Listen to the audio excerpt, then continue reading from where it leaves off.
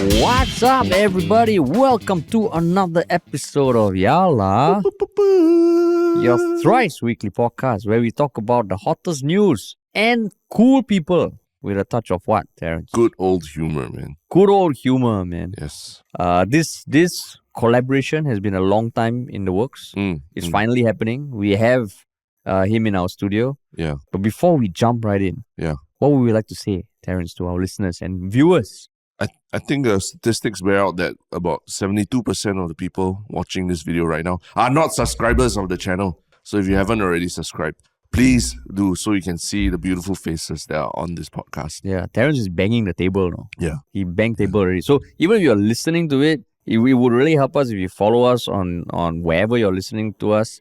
Check out our social media. We're on Instagram, TikTok. And if you want to work with us, you can just DM us on Instagram or email us at the email on our Instagram, which is at this point contact@Ministry of Funny. So yeah. All right. Got that out of the way. Shall we now introduce someone who he does a lot of things. Creates content online, got podcasts also, recently got his own web series that debuted on YouTube, and is none other than Jeremiah Chen, founder of Tropic Monsters TV. You can say something now, Jeremiah. Oh, okay, I can talk now. You can talk. I thought there's gonna be a light on air or something. No. Can say like clap now, talk now. No. Okay. Now I can talk. Can talk. Okay. Just run up to him with a microphone and a $5 note and then, hey, Jeremiah, you can talk now. Yeah, I was waiting for that. What's the context of that, Terrence? Like, what? No, I think anyone who watching this, you would know this face as the man on the street who is talking to the people on the ground, challenging them with very questions about history, about economics and things like that, right? Yeah. Well, economics, I think not so much, not so intellectual. The economics of not so intellectual. How much do I need to make you answer this question? I never run out to them, test them about like the stock market and all that, economics. Maybe you should, man. I should. But yeah, I guess I'm known for that. A lot of people like see me on the street like, hey, you're the Riddler guy. Then they start asking me to ask them a question. So you're the Riddler guy. Yeah, the Riddler guy. And I guess that's why I sort of brand myself as well. My Instagram, TikTok, and all. The Riddler. Singapore's Riddler. I put the branding. So I guess it worked. So when did you first start doing these riddle videos? It's mainly on TikTok or YouTube Shorts also, and Instagram also. Okay, so we the main channel is Tropic Monsters TV. Sure. And then we have, as you mentioned, the podcast or podcast-ish channel is Tropic Tidbit. And then we recently came out with another channel, which is Tropic Street, which focuses on street interviews. And then the Riddles thing is posted on my own personal page, which I branded as J Tropic. So how it came about is, I just wanted to have my own brand of videos and sort of like grow my own page, create my own content for my own page. So I went with this more raw, real type of video where I just go up to people. Yeah, now it's like, it's not edited, it's not like scripted or anything. I just go up straight to people. I think that's what people like as well. Like seeing their reactions, like, some people are scared, and then you ask them a question on the spot. Although people on the comments may say like, "Wow, so easy," also don't know. But if I come up to you all of a sudden while you're on the way home in the MRT, and then suddenly some random guy come up to you, ask you what is a deer with no eyes or something, and then you're, probably you have no idea what the hell is that. You see what I did there? No idea. I did.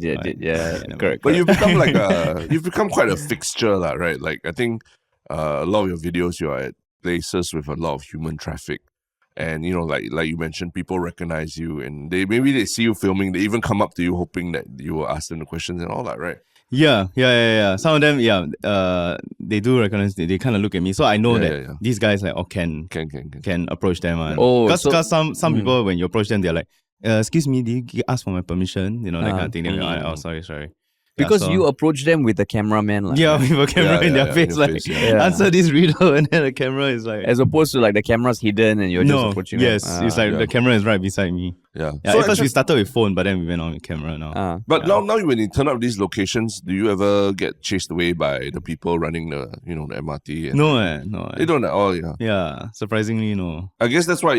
That's why you've become a fixture on social media and people. Yeah, like kind of how Uncle Raymond at one point was dancing outside every MRT. Yeah, I guess. But Uncle Raymond got chased away more. But I think he attracts more attention. He puts his tripod there, he stands there, jumps around doing his dance. I'm like 5 seconds in there, after the next moment I'm gone. After the video, I'm like move on to the next location. I'm like always on the move in the MRTs. So they'll never catch me. But MRTs is one of your haunts. I like to find those type of like MRTs linked to the bus interchange, linked to the malls, those kind like Woodlands, Bishan, Tampines, those kind where I can walk to. Like it's like interconnected lah. So I got a lot of place to walk and find people. So, and then like at the bus interchange and MRT are places where people are just standing on the spot waiting for their bus or whatever. So it's easier to approach them. So these are the short clips that you upload on your own channel on TikTok? Everywhere actually. Everywhere. TikTok, Instagram, Facebook even. Then the Tropic Street, that is longer interviews, is it? Tropic Street now we are going with the short form. Like we do short form quizzes, questionnaire and stuff like that. So what's your most viewed video for the Riddler is what? The Riddler one is the question is what stays in the corner but travels around the world. That's the biggest video. It's like 3.6 million or something on TikTok. Yeah. On TikTok. Yeah. What's the answer actually? Ethernet cable, is it? No. Hey, come on, you have to guess. $5. Well, the question is what stays in the corner? Yeah. So, what stays in the corner but travels all around the world? Your toilet bowl water. How does your toilet bowl water travel around the world? When you flush it, then it goes around the Can world. be your sink water also. Or bodies of water. But yeah, that's my answer. Corner. I don't know. You don't know? Okay, the answer is stamp. Because you stamp on the corner of the envelope. Oh. Yeah. So I asked a young person. What's a stamp? Yeah, then I was like, do you know what's a stamp? She's like, yeah. Like then everybody was like, oh, she confirmed don't know what's a stamp. Because like young people don't know what's a stamp. I mean, stamps are no longer used right now. I think that's that interaction was what made the video so-called viral. Okay. And you first started on YouTube back in when? Wow. Okay, if you want to talk about first video, will be back, I think after I finished film school, which was like 2013, which is 10 years ago now. 10 years ago. Yeah, so that was the first video that I did with my friends. It was a parody of like Kill Bill. The walking scene in Kill Bill, the dun dun dun, dun, dun, dun, that scene where we just did a parody. It's like super lame. But then was like for fun one. Yeah. Then after that, we always do like for fun videos here and there, like maybe once every few months. But I really started going serious into it like 2017. Yeah, 2017, and then 2018 was when like set up the company and all that. But what do you mean go serious into it? That means what were you doing then you transition to something more serious? Right. So after film school, so I always wanted to start my own production company. That's why I went to film school. And because, when you want to start filmmaking, you want to be a certain role, right? You want to be like videographer, DOP, or you want to be like gaffer, or you want to be grip or whatever. So I wanted to be a director. So, I always thought to myself there were maybe 2 ways or 3 ways to be a director. One is you start your own production company, or another way is you work your way up in production, like, start as a director's assistant or whatever, and then you slowly work your way up. So that was the long way, right? So I wanted to start my own production company, but I needed the capital. So I initially went into sales. Because that's the fastest way to earn money. Also, I thought lah. Yeah. So I went to sales. What were you selling? The first ever sales job I did was the on the street charity stuff. Oh, okay. Yeah, it was for this company. I don't want to say the company now, but I was on the streets selling like, hey, hi, do you want to mind listening to me for 5 minutes? I say, I actually did the charity for, I don't know if I can say or not, but it's a wildlife organization. Okay. Then I was like, okay, you want to, the tigers are, in the wild, they need our help. Would you like to sign up? Like for $2, $20 a month, you can help the tigers, the pandas and stuff like that. But I think I didn't do very well in that job because I think I have this Ah-beng face. Then people just look at me like, hey, this guy's scammer. And I had like gold hair back then. Then the people look at me like, hey, this guy, what charity or blah blah. This guy confirm Ah-beng want to scam my money. So I think it wasn't for me. Then I did a few jobs here and there. And then eventually in 2016, I told myself like, I needed to be more serious in this video thing because I was kind of straying away, becoming like a corporate sellout already. If I did it for a while, then I thought, okay, I need to get back into it. So actually, 2016, I started doing Vine videos. I don't remember. Oh, Vine. Vine, yeah. Wow. So the Vine is like the original TikTok, right? So I started doing Vine back in 2016. That was 6-second videos, is it? 7 seconds. It was 7 mad. Yeah, seconds. yeah. You have to cut everything in 7 seconds. The thing I just like really, and you are like limited to 7 seconds. I mean, TikTok now is like short form, but Yeah. you Not can 7 post up seconds. to Yeah. 3 minutes or even more now, long videos you can post now. So Vine, but that was like the end days of Vine already. But I don't know why. I mean, I just go and try lah, Then also did the YouTube videos on the side. But also for money wise, I was a nightlife photographer as well. I went to doing nightlife photography. So I was at the clubs, shooting pictures of like the DJs of groups. Like, hey, you want a picture? And then snap them. Yeah. That was my first like media job. Also during the day wildlife, during the night nightlife. That's right. Wow. Nice. Wildlife. Yeah. Selling That charity kind of kind of wildlife. wildlife. Well, nightlife can be wildlife as well. Correct. So so that's where I met the likes of like Wesley. Or even Aiden. I met Aiden during the nightlife days, the partying days. Yeah. I remember the first video I watched of you guys was you all were parodying the Abing Alien thing in Singapore. So that was 2017. 2017. Yeah, so those videos went viral on Facebook. So Facebook was our first platform, per se, like major platform where we had numbers, had the viral views and stuff. Yeah. Facebook, like the Abing documentary and the the Alien Abing, documentary. Those were the days. I remember we saw that and like I was thinking, hey, fuck, like by 2017, like the only content in Singapore was like a lot of it was listicles, like, you know, types of this. Then when I saw this, I was like, hey, this is funny shit, man. And I don't know how we first connected. Did I reach out to you on Facebook or something? Okay, or on Instagram? I think you first saw those videos. And then I think you actually reached out to Aiden first to get him to act in your something, your series or one of your videos. It was a web series. Web series. He was the Abing or something, right? So I think you saw that Abing video and you because he was the Abing in that character. Yes, exactly. I was the professor. I was like describing what an Abing was. So I think you got him on. Then slowly, when you did, I think. She's a terrorist. And then you got both of us to be both the Abings. And that was the fucking, like, I'm so happy we got you guys, because for those of you who haven't watched She's a Terrorist, and I love her, we wanted to make it as Singapore as possible. So the villains were loan sharks, but they were fronting it with a kaya shop. A kaya to shop. And you guys were the kaya boys, the Abings. Kaya gang. It's funny. Kaya gang. Kaya gang.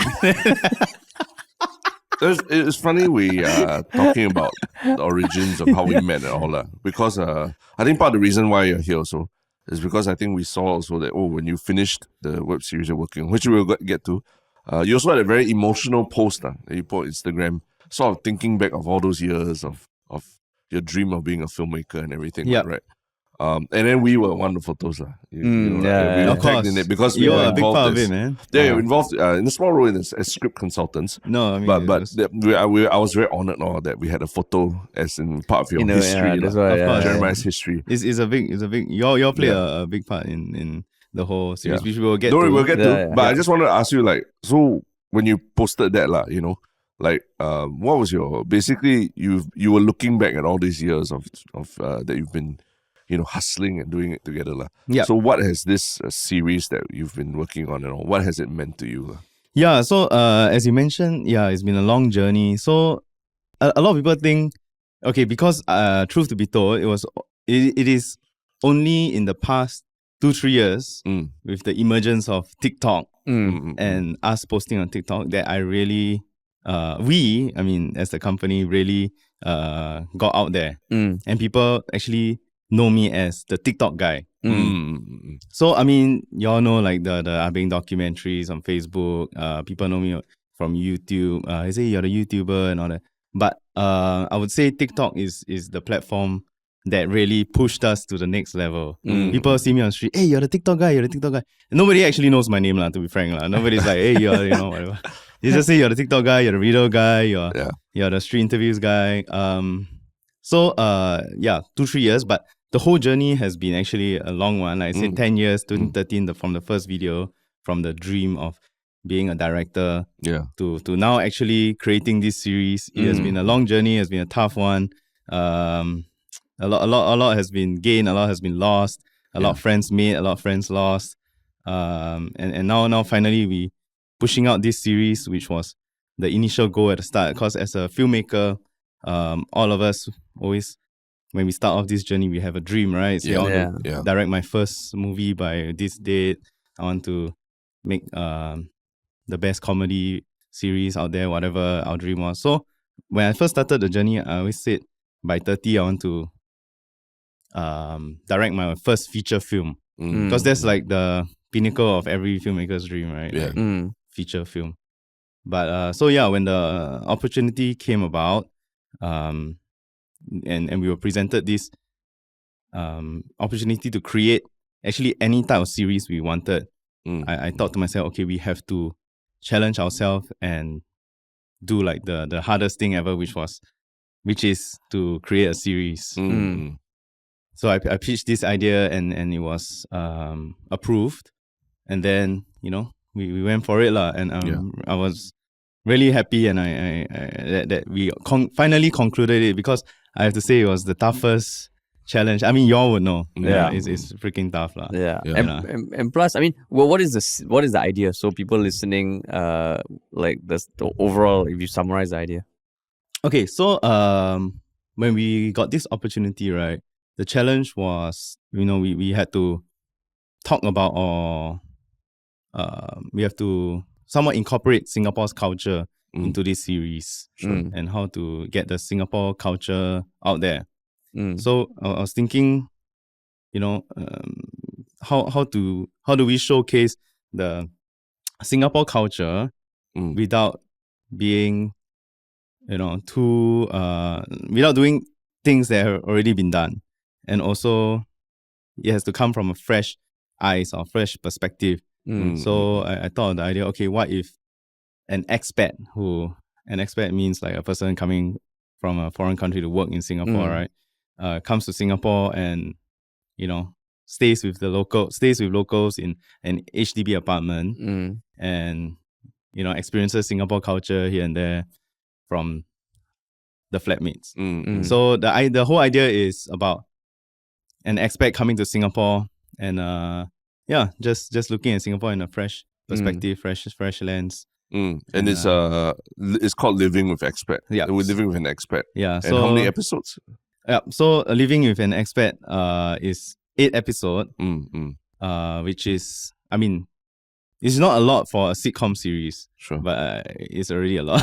It's still about 20 minutes an episode, right? Less than actually, 15 to 20 minutes. Yeah. Some even went up to 23 minutes. I remember when you first told us about it, I can't remember when, but you said, then we were asking you how long you have to write, shoot, and produce. And you gave some insane timeline. Like, I mean, making TV shows, of course, in Singapore, we never have enough time to make it like in the US, where they can be filming for 2 years. Our She's a Terrorist thing was already super compressed. But yours was, I think you had 3 weeks to write 8 episodes? Yeah. It was fucking crazy. Yeah. And we told you, shit. Yeah. I mean, I remember, but you're going to lose a lot of sleep. Yeah, I remember you guys came in, and then you asked me about the timeline and everything. I was telling you, okay, we have 3 or 4 weeks to write it. And then you all looked at me and like, wow, really? Then I saw the doubt in your eyes. You're like, is this guy joking or what? Yeah. Then I was like, yeah, bro. I was like, yeah, we have 3 weeks, but we have to do it, Correct. Yeah. And to be frank, I also doubted since the start. I was like, she cannot.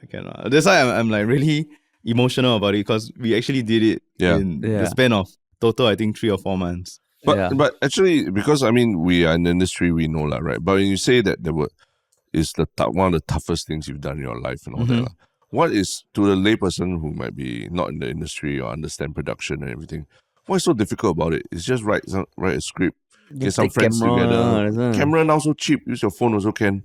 What's so difficult about now doing all the something AI like tools for editing, Yeah, hey, audio, jangan all lah. AI tools for scripting also. Yeah, exactly. Scripting. Like, Which what I was may so or may not have difficult? used. Okay, so I mean, it was my first experience Okay.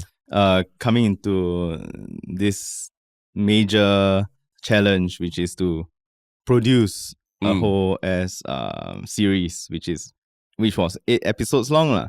So I knew I had to get some help. Yeah. So of course I phoned up the experts, y'all. Okay, so I sent out a message. I said, hey, I'm producing this series. I need y'all to, help me out.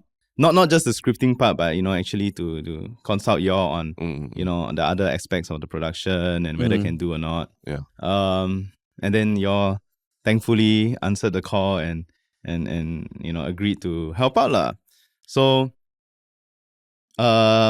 for those out there who don't know, so coming up with a script, right, was actually my biggest fear. Coming up with a script, because the proper structure. I don't want to, because okay, in my opinion, the success of a film, whether be it a feature film, whether be a series, it depends on the script. Like I feel that's the most important aspect of filmmaking, like script wise.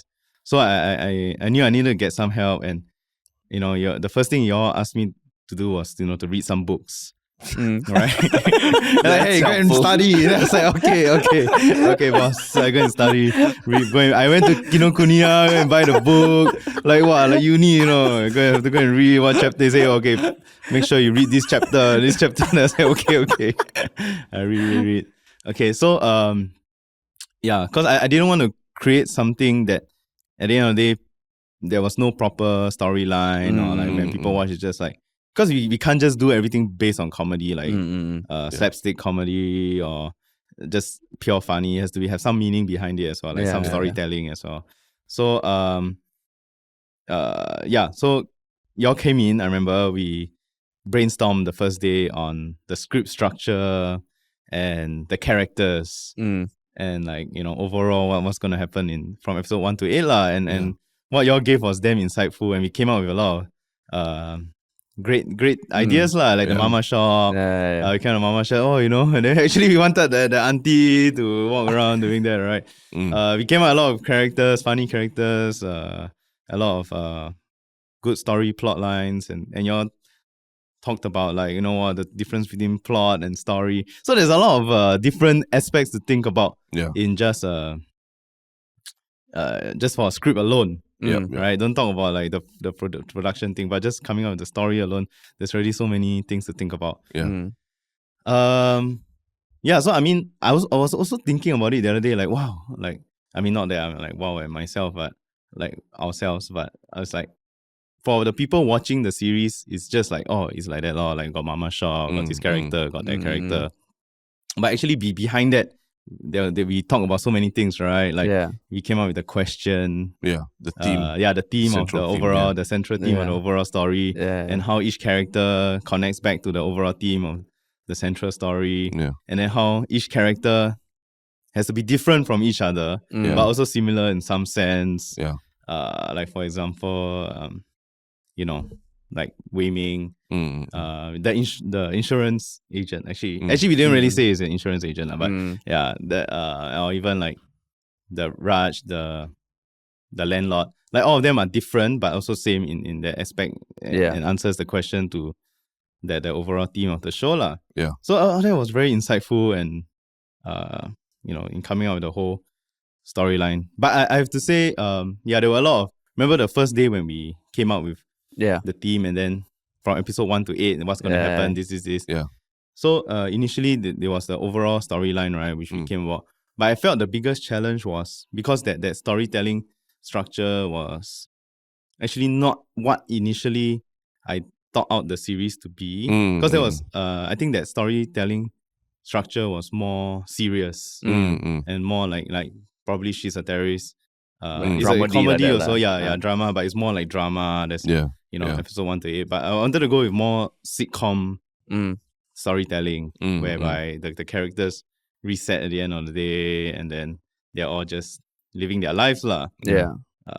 But I think the overall theme and that storytelling structure actually made a lot of sense, and I think I combined the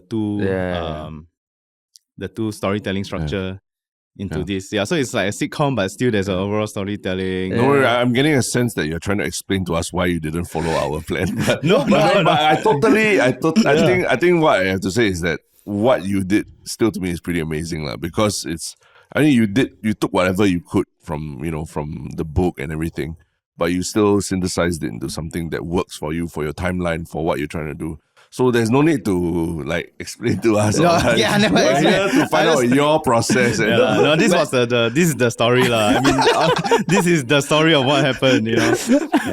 No, but basically, I mean, when we watched through the start, the end, the middle, it did follow a lot of what we discussed. Yeah. So I was surprised because I remember you telling us, bro, thanks, but I want to make it more sitcom. Yeah.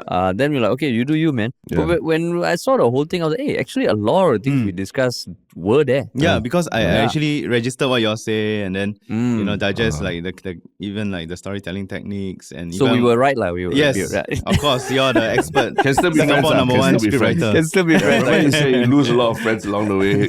After this podcast, sorry, Jeremiah. Yeah, if we didn't have all those things we discussed, we'd be like, hey, Jeremiah, just fuck off. Don't ever come on a podcast. Lucky. No, but I listened to the teachers. I remember Harish and I were having a discussion about how can we be involved in the project. And this was after we had spoken to you about the timeline and all. And I think after the first meeting or something, I just told Harish, I really wish we could be involved. I'm actually sad that we can't be more involved. Yeah. Because I think the premise and all would be damn funny. Yeah. And I was like, wow, I just wish there was more time such that we can really be involved, because I would also love to be able to work with you on this and all. Yeah, I mean, likewise, I wanted you all to be more hands-on on the production process as well. But I think, there will be much more opportunities to come, right? Yeah. I mean, definitely if y'all would want me as an actor or even anything in your future projects, I would definitely be down. But anything about the whole process of making a TV show that you never expected, that when was eye-opening for you? Yeah. Okay, so after the whole scripting process was done, but I must just say first, so that we had two meetings, right? The first meeting was coming up with the theme, the storytelling. Then the second one was when I came out with the script, and then y'all came and refined it, right? Yeah. I must say, both of you really helped refine the script and make it into such a better and stronger one. The different things that y'all put in there. While editing also, I was like, wow, actually, this one they suggest one actually good. This one I was telling Jamie, that's good to know. who is the head editor and also the content manager at our company. I was like, wow, actually y'all really play a big part in the whole process, because like I said, scripting is a very important aspect of the whole storytelling or filmmaking process, and y'all coming in and refining the script really made it into such a stronger story. Oh, that means a lot, man. No, really. So y'all, thank you all for giving your input and feedback. Anytime, man. Yeah. Okay, but Score point already, full marks. Yes. Full marks. Yeah, must angkat the teacher a bit to get full marks. Yeah. Anyway, so I think so actually the scripting most important part, but actually that's the easy part. Yeah. So we still had to do the whole production. So of course, bringing together the crew, to work together with to create this and make this come alive was also challenging, but we managed to do that. And then planning the whole thing in a short timeline. So we shot everything in 17 days. Yeah. 17. Yeah. How long did y'all shoot? She's 30 odd days. 30 odd days. Yeah. Also 8 episodes, right? Yeah. 8 episodes. Yeah. So thankfully, I was a sitcom base, so a lot happens at the home. And also we did multi-camera setup, 3 cams. We shot everything mostly in multi-camera, 3 cams. But I would say, the production itself was very tough. It was very tough. Even the first day, I remember the first day, because every day I have to go back to the office to give the footage to The Jamie editor for the data wrangling. I remember the first day, I was so tired. We worked from morning until night. I sat down at the table. I was thinking to myself, this is damn tough. I really thought to myself, can or not? Like, Oh, is it? yeah, I thought, The I think, first day. yeah, first day, I doubts already. I talked to her, I was like, can or not? Then I look at Jamie, you know, she was there in the office with me. Sorry, who's Jamie? Oh, Jamie. Jamie is is the head editor, data wrangler, head editor, and also the content manager at Tropic Monsters. She has been working with us since 2019. Okay. Yeah, since 2019, so about 4 years now. So you with her in the office, like just going through the footage and all at the end of the day? Yeah, just uploading the Okay, footage, you know, Yeah, backing up. yeah. So she's basically my right hand man in the whole. Or right-hand in my woman, whole right-hand woman. Right-hand person. Right-hand person. Sorry, no gender here. Yeah. Right, no gender, here. Okay, right-hand person. So she, So I was telling her, I was like, wow, can Yep. Yeah, I remember telling her like, thanks for doing this with me. Because I was a bit emotional and like very tired, and After the first day. it was very tough. Yeah, it was very tough because, you know, it was very hot. The first day we shot at the mama shop, which is at your house. Yeah. Thanks for, you know, finding a mama shop for us. Just don't dox Harish in the process. Yeah, it's my mama shop. My mama shop. Harish's mama shop. Yeah, so if you want to know where Harish lives, you go and find their mama shop. So, and also a lot of things that happened on the first day. Remember I told you what happened? Yeah, which I think I shouldn't say lah. You came right the first day. You're like, hey, hi, what's up? Yeah. Then you told me, and like, it was actually. I think it's worth sharing. Like, you I can don't be know. sensitive about it. Yeah. Okay, basically, there was a lot of things that happened on the first day of shoot. Oh. So of course, first day of production is the worst. Yeah. Right. Like everyone's just getting the hang of things.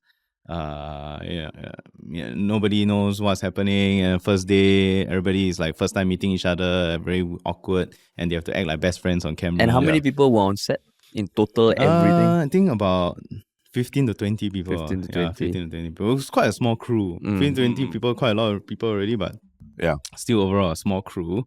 But you know, it was very messy. It was very messy because a bulk of our crew were interns. Our interns who never, most of them never see production in their life before. Like this kind of they study the theory like. We impart as much knowledge and tell them as much what will happen on set, you know, as much as possible. But of course, nothing can beat the real experience lah. Yeah. So very messy. They don't know what to do. The clapper don't know what to say. Scene 1, B. You know, like very slow. Then like everybody with them lost.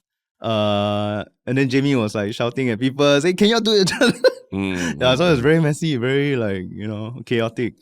And then, you know, it was very hot also, very stuffy, and the void deck. Actors cannot remember lines here and there. I don't know.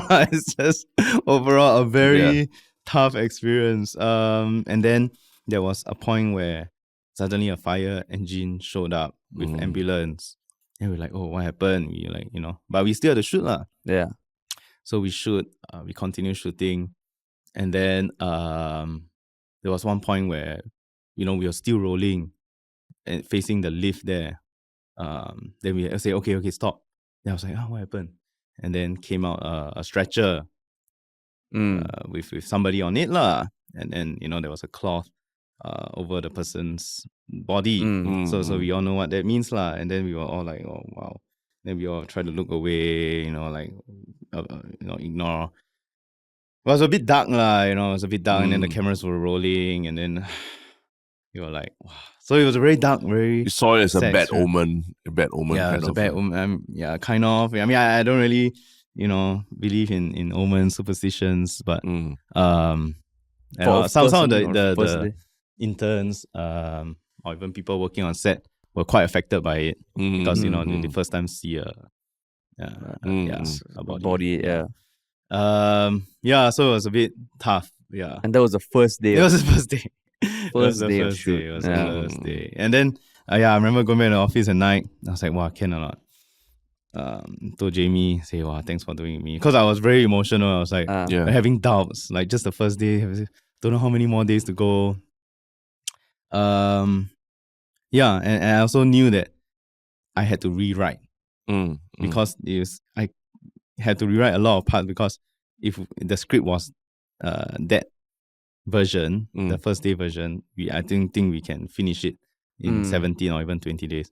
So actually during the whole 70 days, I even rescripted, took out a lot of scenes here and there, and then rewrite the parts. I think that's one thing that people who watch TV shows might not be the most aware about unless you're in the industry. Like I would imagine a lot of shoots, I would say even like Hollywood, they do rewrite as the production goes along. Because shit happens, locations are not available, casts become unavailable, someone falls sick. So you have to rewrite. And I know there's one story also I heard last time. There was one famous filmmaker, I think Wong Kar-wai or something. There was one shot of a very beautiful sunset or something. And everyone thought he had planned it like perfectly like that. But he said in response was like, no, the sun was going down. I just needed to shoot. We put the camera here and it just happens. And that's one thing that I learned from filmmaking, that anytime you see a beautiful shot on screen, you can plan for it, but you never really confirm it until it happens. And sometimes it's even stuff you don't plan for. Filmmaking, they always say there's 3 times you write the script, right? The scripting, of course, and then during the production itself, and of course the editing. post. I see. Right. And then it's like, even on set, we also do like improv stuff. So a lot of the lines also were improv. But I think, that's the beauty of filmmaking. So, right? I mean, then for yourself, like, what did you learn about yourself, or what that helped you overcome this hurdle, this first day? A lot of questions and problems. I'm sure, because I mean, for me, also my first time doing it when I was directing and all that, I think I also learned a lot about myself and areas that which I need to be better at and all. But for yourself, what was the one big thing that you took away as a director or a creative leading this project? I think for me, yes, on the directing part, it actually challenged me, creatively. But I think what I learned and what I felt I grew as a person was being a leader on set. How to actually manage the crew, lead the crew, because a lot of the morale were down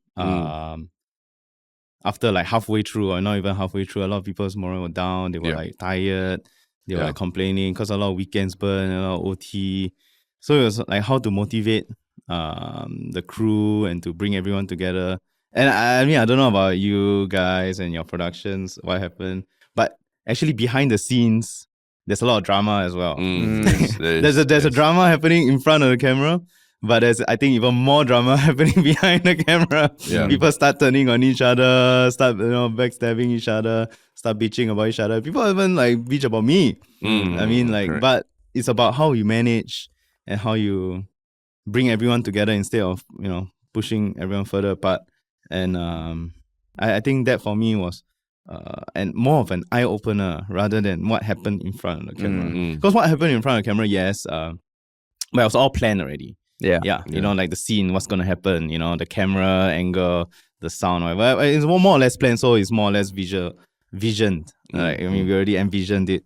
But I think behind the scenes things is you don't plan on. Like this person fight with this person, or like the crew members unhappy, tired, start to doubt you, stuff like that. Which all these things you cannot plan. So it's how to work on that. It's more. I mean, that was actually more of an eye opener for me. I totally agree. That you start to realize like, keeping up morale during a production is actually half the battle, right? Sure, you can get the best shot and the most creative thing, but to be able to communicate that to everyone such that they want to do the job with you, that's actually the harder part. Correct. Our shoot also there was drama. The third day itself, we had to ask someone to leave the set. Oh really? Third day, my set. not so dramatic. But again, there was a lot of moving parts, like people not happy with people and all that kind of thing. And then you kind of, and the I guess the difficult thing is that you have to balance creatively what you want to achieve with like, okay, you have this group of people who don't like each other, then how do we get them to, still get you to where you need to be? Exactly. And for me, the goal in my mind was always have to finish. No matter what, I don't care if you fight with this guy, but in my head, I always think to myself, have to finish this project, no matter what. So I have to think of ways how to solve this problem, solve that problem, and do it in the most calm and efficient way and the best way possible. Because I always search on internet last time. Okay, what does a director do? Yeah. On Google is like when young that time you want to know what this role do, what that role do. Then they always say a director is responsible for every aspect of production from start to end, something like that. So I always think to myself, okay, so the director, I need to see this through and I need to finish. Because halfway, if suddenly this guy fight this guy, then they don't want to work already. Then like, this person not happy, then suddenly just don't want to come, or key personnel don't want to work anymore. Then it's like fail already, right? Then it's all on me. Yeah. As the director. So I always thought to myself, as director, I must make sure everything is finished and finished well. Yeah. And sometimes you even have to be counselor, right? A mediator when people argue. Get people to shake hand. Okay, you shake hand with him. Shake hand with him. Shake hand with him. Okay, ready? Okay, then or next day the girlfriend or the person call you, and then you got to talk to them, But actually one interesting thing is like, because I mean quite in parallel with what we experienced as well, like doing YouTube, doing social media, shorter content and all. They're now doing a 17-day shoot. What was the big jump or the big leap between these two mediums? Boom. I think overall is the consistency of the film and the characters, stuff like that. Because in the past when we did our short form content, or even like street interviews or on the street readers and stuff like that, it's just a one-off thing. Like just do that video, then okay, it's done. Yeah. But now it's like, I mean, doing a series is like you have to be consistent from episode 1 all the way to episode 8, or like day 1 of shoot all the way to day 17 of shoot. Cannot lack in any aspect, like character, cannot lack in the lighting or the camera angles and stuff like that. So that was a challenge, and also keeping up with that consistency was something which now also looking at the post-production, this one can be done, could have done better. This one, like for example, this scene, because we went with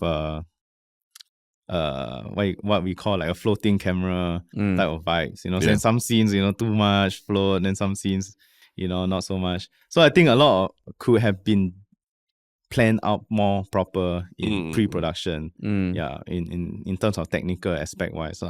So because in a YouTube video or in a short form video, once you post already, it's just a few minutes. We'll do better the next one. But this one is like the whole episode is all linked together. I mean, the whole series is all linked together. So it's like the consistency must really be there from day 1 until last day. Can you describe the moment you said do you normally call it's a wrap on set? Yes. Like the final it's a wrap. And you went home that night, right? How did that feel? Okay, so we started off the first day at Dakota. Oh shit! I just saw. It's in the credits. I just say your house. Full address already in the credits. Where Harish stay? Dakota. Fuck no, Jeremiah. I messed up. But it's already on the end credits anyway. So we started the first day, then we ended there as well. The mama shop there. So I remember, getting everybody in, and then to be frank, when I say okay, it's a wrap. I mean, just to be honest, the BTS camera was on. Got people behind got their phones out. Camera, behind the scenes camera, not the Korean band BTS. The behind the scenes camera was on. So it's a wrap. Yay! Thank you everybody. Yeah. But I knew in my head there's still a lot more to be done. It's not the end for me. It's not the end for. It might be the end for the cast, the crew. But we just wow, congrats everyone, we did it. But I knew it wasn't the end. There was nothing near the end. We still had to edit. So there was no relief. No, not at all. Yeah, I knew the mission was. Then when did the relief come? Like 2 days ago when we posted the 8th episode. The 8th episode when we posted it, and I told Jamie, I was like, we did it, man. 8 episodes, and then we high five. And then you sang Majula Singapura because National Day. There was a different meaning when when the fireworks came out, right? National Day, boom, boom, boom, boom. I was like, that was for me. Sorry, that's for us. Sorry, it's not all for me. That was for us. We did it, 8 episodes. Yeah. And the editing also was manic all the way till the end. Yeah, so I don't know about yours, but we because actually we did this project with IMDA. It was a co-partner. We co-partnered with IMDA to produce this series. So we also have to send them for a review. Yep. So actually we were doing it on a week by week thing, man. Like it's like we edit, then we send them like 1 week in advance. Then they approve. Then okay, approve. They approve like 1 or 2 days before You post it. Yeah. Then they approve. Okay, post. It's every week like that, you know. Like we're rushing to. Ours was like. Terrence was on holiday in December. Oh, come on, Terrence. I was literally in the bathtub in Wyoming, in my hotel in Wyoming, editing. Oh, right, you were editing my also. wife was sleeping. Editing in the bathtub, sending to these guys because it's like morning in Singapore. But I thought you all had an editor on board. For offline. For offline, Yeah. No, for online. What do you mean? We did online. Yeah, well, we did the online. We did online. Offline, there was a first cut. Oh, then yeah. we all took over. Right? Oh, you have to over. Yeah, So you all yeah, have still to yeah, take yes. over lah. Still Yeah, take we over, still have to. So for people listening, there are multiple edits you go through, and we got someone to help us do the first round. But it was a good start, but it was lacking the oomph. Yeah. So then we all took Still have the over. touch lah. And then we would send each other angry emails. Oh, really? Yeah, Your across, fight, across the world. Your fight, Sure fight one. Anytime sure fight. creative, subjective kind of things. The drama, there's another drama happening behind also lah. Yeah. So email is very easy to be passive aggressive. You know? You're expert in that. He's the king of it. Oh, wow. Ask his wife. Share more. Yeah, that's how you communicate with your wife. Anyhow. Exactly, yeah. To whom you may Slack, concern. you got your home Slack. You got Slack at home. You know, like. No, but yeah, that process, especially when you work so closely with someone, and we were both editing different episodes. Yeah. So then we have to sync up. Right. Yeah. So it was a manic rush all the way till the end also. Yeah. But so for you, like, Yeah. I mean, Same. when, seeing the entirety of this process through and all, does it make you want to do it even more or less like that? Or We have spoken about it. So I always say like, how season 2, just to put it out there. it You ends- also always say season 2, season 2. And it ends a bit on a cliffhanger, right? Yes. Yeah. So but we always joke about it in the office also, like how season 2, but I always like, okay, no la, rest first lah. I say, wow, damn shag, man, damn shag. And we always joke about it. Let's go back and do 3 interviews lah. Like too shag already. but street interviews also very tiring, right? No, I mean compared to this thing, let's interview like walk in the park, man.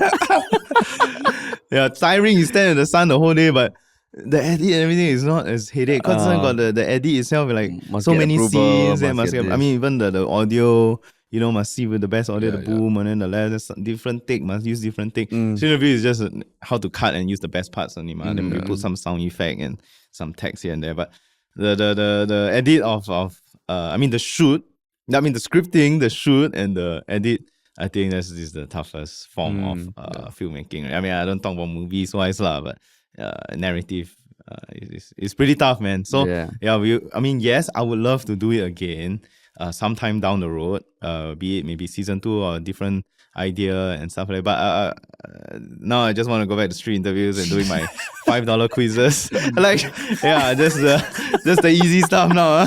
But really, like, a bit. I mean, I really respect that you challenge yourself that way, lah. That it's very easy, as when you're big on TikTok and everything, to just stick to the formula and do what works for you all. And there's no guarantee that you do a series like that it's going to go apeshit viral or anything. Yeah. But I think the thing is you wanted to challenge yourself in terms of learning how to work with a bigger team and like consistency in the production. I can totally imagine what you're saying about you just got all these things in the back of your mind. You have to juggle the tone and the characters and all that. Yeah. Every day 12 or day 13 of the shoot, you're still thinking about that thing from episode 1 and having to tie it with something you're shooting now. Yeah. But of course, it's also the thanks to the professionals that we are working with. From the crew, like, the people that we work with, Douglas, who was the gaffer, DP, and then we had Wesley, of course, the producer, Wendy, who is Wesley's sister-in-law, who was the first AD, and of course Johnny, you're with Johnny, right? The sound. So I mean, we work with. It's a good thing we work with professionals that help bring the set alive, and we don't have to like micromanage everything because they are professional, especially the cast who were wonderful, like Farah. You also worked with Farah before. I actually know Farah from working with. Yeah, She's a terrorist, She's a terrorist, like yeah. the pilot episode. Yeah. That's when I first know her in 2019, right? And now she's like superstar already. Yeah. So but she's a amazing person, she's a Funny. friend. And of course, Mila, who we casted as Kate, who actually was a last minute As the casting. expat, As Kate Kensington, who is the expat. Who, I mean, actually we initially got someone else, but then due to like COVID and stuff like, we had the last second recast Mila, which I'd say now is a blessing in disguise. Yeah, she was good. She was good. It's great. Like, she's super professional. She's super talented, and yeah, she's great. And of course, Wayne, who played Wei Ming, he's great as well. He's amazing. He got professional training and all that lah, so he's legit. And then of course Hash is a friend actually from the Nightlight days as well. He's a DJ, so he's not exactly like actor, but I think he did well. He did well. Yeah. So, I mean, just one thing I wanted to ask before. I mean, maybe there's more people that you want to talk about, but for you, what was the most memorable scene in the whole show, like filming and or when you saw the end product and all that? Memorable scene. Memorable scene, I would say. Wow. Both from filming and the end product, right? Can be either way, like that. You, when you think back, this was like maybe the hardest moment, or when you had like the most excited filming. Right. Okay, I would say would be the whole presentation. At like episode 7, because that was the whole idea of it all. It's about an expat coming to Singapore and then coming out with this app to help Singaporeans, or coming out with some sort of tech thing, right? We were discussing. So seeing that scene come alive was and finally editing it was it was quite fulfilling lah, like actually seeing, because when we envisioned this series at the start compared to the end, it's all about this scene, like how at the end they have this presentation. Everyone will always think about the end, right? So actually, I would say the presentation was that's quite in episode 7. Episode 7. So right now, where would be the best place for people to watch it? It's on YouTube, but can they get like BTS or pictures on any of the other platforms, Yeah, so also, I mean, we now that the series ended, we have to think about how we to get the show out there and like to market the show and to promote the show. So I guess this is the first thing. Thanks for inviting me on press tour. Yeah, thanks. I mean, I haven't said. I wanted to say at the start, but yeah, thanks for inviting me on the #1 podcast in Singapore, man. But it's an honor to be here. To talk about this show, and of course, honor to get you guys on board.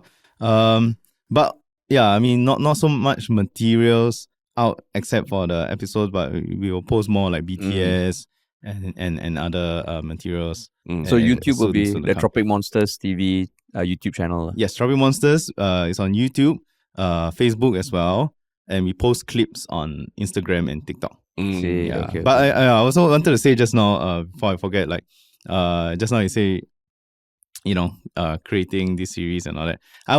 We also took on this challenge because we felt like it was a way to make us legit, in a sense, like more people can see us more seriously now, because we've been doing like funny videos the whole time, like our being documentary, YP, and like street interviews, all those production. But creating this series is also a way to make us seem more legit, like we can do this production, like this type of productions, and this type of storytelling.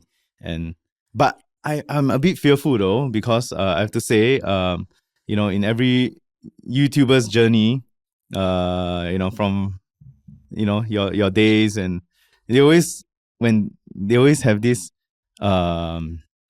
cycle where they create content, create funny videos, and then but when they start creating this type of series, right, that's when they stop creating content. I mean, like you guys, come on, man, where's the content from you guys? The MOF, what happened to the page? So, but I would like, that's not what we are going to do, lah. I mean, I have to still focus on creating our content, because that's our primary. But of course, you all have moved on to greater things like the podcast. But I mean, even looking back, like we do realize that was that the best thing to really put all our eggs in one basket? So it was a learning for us also. Right. So y'all would have done it differently? Like you Maybe- would have gone back into doing like YouTube style content? I think no, it just I think to say, it's hard to say because the whole the whole social media landscape evolves so fast. Yeah. Even you're away from YouTube, from social media for 1 year, and then TikTok just suddenly erupts. Yeah. And then we're like, huh? And What then is this COVID TikTok happened. thing? Yeah, COVID Oh, yeah. happened. and then we got fucked by that Filming. whole thing. Yeah. So we Oh, sort of you been- can save. You can save. Yeah, of course. Of course, Oh, dude. started, How yes. many times lah? That means you never. Fuck. Yeah. yeah, Okay, yeah, let it out. But But, yeah, we're climbing out of that hole for quite a while.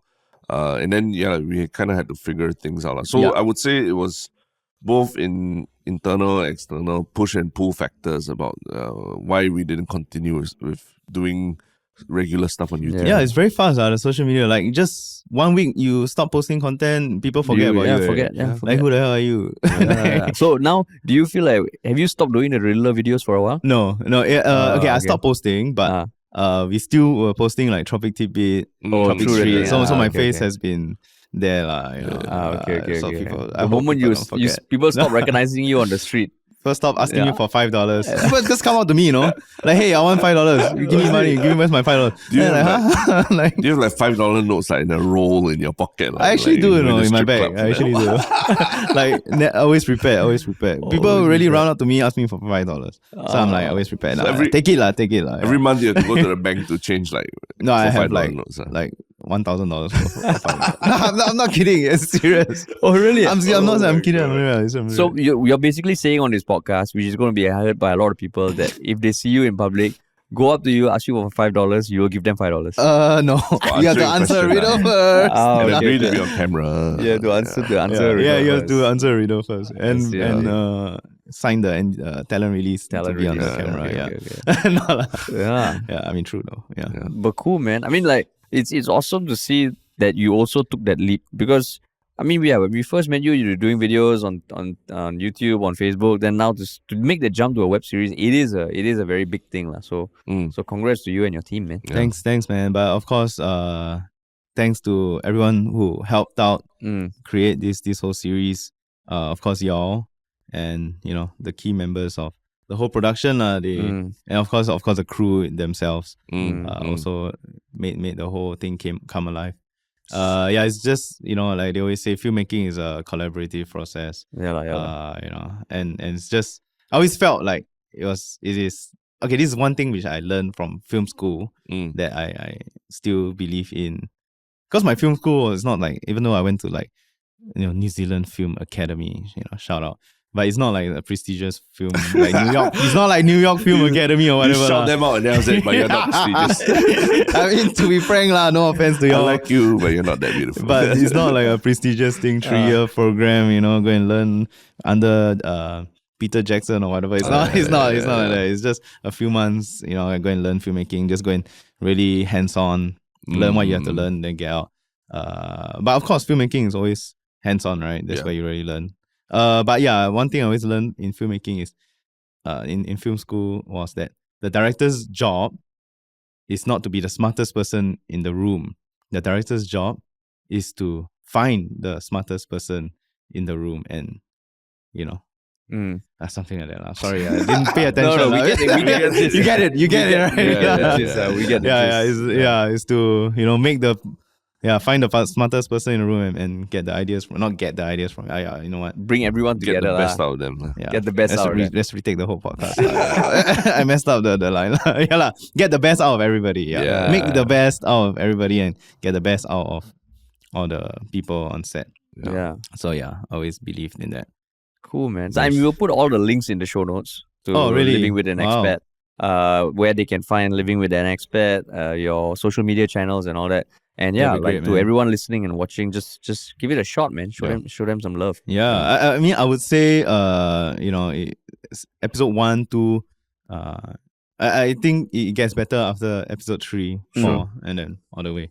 Yeah, episode 1, 2, more character development. And then some people might find it too much, too over, like too Singapore. With all the Singlish and I mean, it's a Singapore series. Yeah, it so is a Singapore series. Yeah, And it's like embrace it, really... embrace it. Yeah, embrace It's it. Yeah, National I Day. just want to say... Just it's the day after National Day. Don't need to apologize for being Singaporean. Yeah, no, but that's because Singaporeans are very critical though. They were like, don't worry about that. this part is cringe, it's too much English, The fact is, if they still comment, Yeah. it means they care about it enough to actually take the time to comment. Yeah, Yeah. I mean, fair enough. But I'm just saying, everything was done intentionally, how it's like overbearing or like too much Singapore. Because I mean, the eyes of an expat, That's what you Singapore when you sounds first hear Singlish, you'll be like, what the hell is that? Yeah. Like what la la lay, all the lepak or whatever Singlish or just come into right in your face. But yeah, we are very proud of the series. Yeah, we are very proud of the series. Like Sweet, it came out, I wouldn't say perfect, Yeah. but it came out to be a piece of product that we are all very proud of lah. And Sweet, man. I hope you all are proud of. We are. Yeah, we are. We all, like I said, you all have been a big part of it and really helped make it into a much better product. Like without man. you, I really the script wouldn't be as strong as it is now. Cheers, man. Thanks so much, man. No, Cool. thank you both. Yeah, I hope we can work more on more stuff, man. That was fun. Definitely. Yeah, overall definitely. it was a fun experience. I would say. Yeah. Like I at the end of my emotional heartfelt post also, I did mention was it worth it? I because I burned a lot of weekends. It's just 4 months like that gone, like since May. I said, what? It's August already. I don't even know what the hell happened in the past 4 months. It's just non-stop working. Every weekend, me and Jamie in the office editing. It's like, my youth gone. You look back, then suddenly you're 30 already, and then like, you've gone, my time gone, personal relationships gone, everything. Don't worry. 30 is still young. Everything. It's still No young. lah. I'm It's just still- saying like, yeah. oh, I'm getting emotional or not. But I mean, I'm just saying like, was it worth it? But at the end of the day, looking back at the process, it's worth it lah. I mean, I feel like I still love it. It's fun, and I Of course. Yeah. still love the whole process, man. I think that's the most important thing. That the love is still there, lah. Yeah. Yeah. You have to love it lah. In this industry, I think you have to love it. Yeah. You have to really love the process. Like even like you guys came in, I felt so exciting. Like wow, 3 of us sitting down with the whiteboard, writing the whole. I felt it was cool, man. It was cool. That was what you went to film school for, lah. Yeah, right? yeah. To I say felt that like, you're oh doing shit, we're 10 actually years doing it, later. man. Yeah. That's what we always try to bring to every new project. Like, I mean, it's very easy to get like tired or cynical in this industry, but every time you start a new project, it's like, wow, we're creating this from scratch. That's why on the drive back on the way from your office, we were both saying, oh shit, this project actually got a lot of potentials here. And I've always wanted to be part of a project that has a mama shop involved. Right. Mama shop is just the Right, bomb. it's just The Start a bomb. mama shop business. Lah. It's like you had to get it in there. It's like mama shop. Have Yeah. to get it in there. Yeah. But thanks, all your suggestions were great, man. Cool, Awesome. man. But Thanks, going dude. from one very Singlish discussion to another. Too. Now we're talking about one Shiok Things, which is a segment that we do here. And it cannot be your show. Of Yeah, course. yeah, of The course, link yeah. will be there. Yeah. So Terrence and I will go first. Yeah. Can I just see my phone real quick? can. There will be I've topics, been yeah. watching Because and we will stuff. go first. Yeah. Okay. Okay, what? Terrence, Wait for Sure. again. Can I know what's one Shiok Thing again? It is something that you can share with our listeners, something you've seen, something that you find exciting, something that you can put a link to. Okay. Well, I can go Yeah, first. okay. My one Shiok Thing, basically yesterday during the National Day itself, SIA's YouTube page also put up a video of their stewards and stewardesses singing "The Road Ahead," one of the more beloved NDP songs in recent years, lah. And they got the stewards and stewardesses to perform everything, lah, sing, play the instruments, dance as well. And I liked it because it wasn't the typical polished SIA advertisement that you would see filmed with a, like beautiful lighting and everything. It was a more pat down experience, but it just really featured the actual stewards and stewardesses like performing this NDP song and just much more heartfelt, and then showing the stewards and stewardesses from around the world, when they fly and everything, just saying happy birthday Singapore and all. So I thought, that was a very nice way to feature, which is for a lot of people is their first point of contact with a Singaporean, flying SQ and everything. even for Singaporeans coming home from overseas, usually when you get onto the plane and then they say, and to all Singaporeans, welcome home. That's always like a very touching moment, right? So it was quite cool to see them do this this video. I don't know if it's meant to be something a part of NDP or what, but they it seemed like they did it in-house themselves. Right. I see. Cool. Okay, my one Shiok thing is something I saw in the news today. Like, there's this car company in the US, nothing patriotic or nothing to do with NDP, but they're developing the first flying car ever. And the company is called Aleph, ALEF, and you can pretty much, if you pay $150, it's a US company, you can like reserve one of those when it's still a few years from development. But how it flies, right, essentially is, if you've seen Back to the Future, you think the car flies the same way it drives, like, it's horizontal like that. The way this flies, when it takes off, if I can try and describe it, the car itself goes vertical while your seat remains in the same position because it's in like a sphere chamber, and then it just flies forward like that. Wow. Yeah, so they've actually done a prototype. It works. But I just thought, oh, fuck, like, you hear all this talk, but this actually is quite cool. Wow. I don't think you can bring it to Singapore or even when production starts. I don't know when production is going to start, but just conceptually, it's like, oh, shit, that's pretty cool. That's cool. That's pretty cool. And all now, right. Over to you, Jeremiah. Wow. One Shiok thing. So it's something that I've watched. Don't stall. Stop stalling. Oh stop my stalling. gosh. This is tough. Okay, I just think that how speaking about NDP, I this year, there's a link to watch NDP online. Yeah. And then there's a live comment section going on. Yeah. So I don't know. I just felt that that whole comments. I watched the NDP live with that comment section. Yeah. I actually felt like the comment section was is showing how media has changed, and now we are watching something live. In the past where we watch NDP with family, we can only discuss it amongst people who are watching it in the same home. But now it's like everyone just on the comment section, just commenting.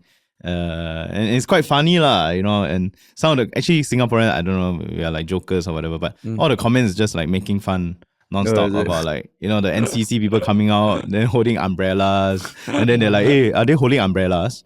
And then everybody was like, hey, yeah, why are they holding umbrella? And it's like everybody just talking, and it make it a much more enjoyable experience. There's even a guy who say, you're stupid lah. The whole umbrella because when raining you can use what? It's just damn lame lah. But then it's just like it makes it I don't know, like communal experience. Yeah, communal experience. Like now you can talk with the whole Singapore. Watching. Even the admin got in on it. Like the admin was like commenting, talking to the people. I just felt like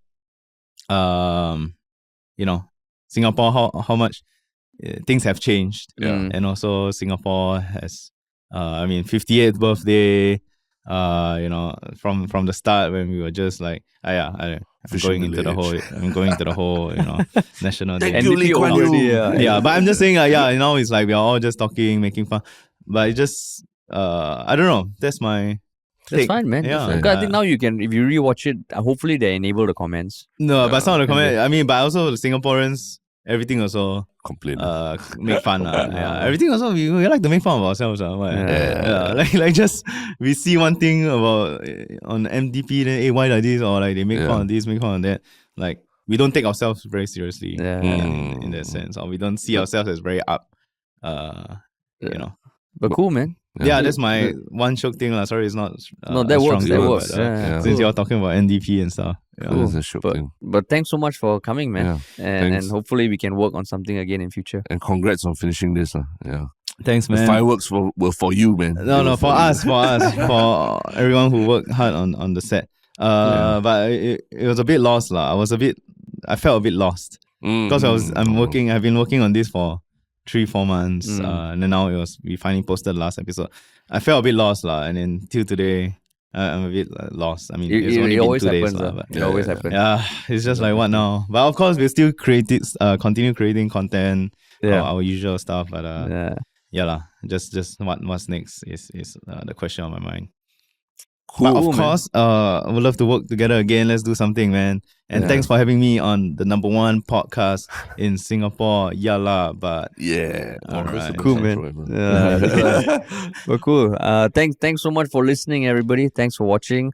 Just go check out Jeremiah's stuff, and we will talk to you all soon.